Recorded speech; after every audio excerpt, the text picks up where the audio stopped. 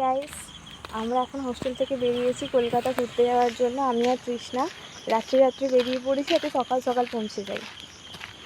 তো তোমরা আমাদের সঙ্গে থাকো আর দেখতে থাকো আমরা কিভাবে রাতারাতি পৌঁছে যাই কলকাতা। সূর্য উঠতে না উঠতেই আমরা বেরিয়ে পড়ি ভোর ভোর হোস্টেল থেকে। এখন চলে এসেছি স্টেশনে, এখন বাজে 5টা। প্রিয়াঙ্কা এখন আমার আর ওর টিকিটটা কাটতে গিয়েছে। এই যে হচ্ছে আমাদের টিকিট, আমরা হাতে পেয়ে গেছি।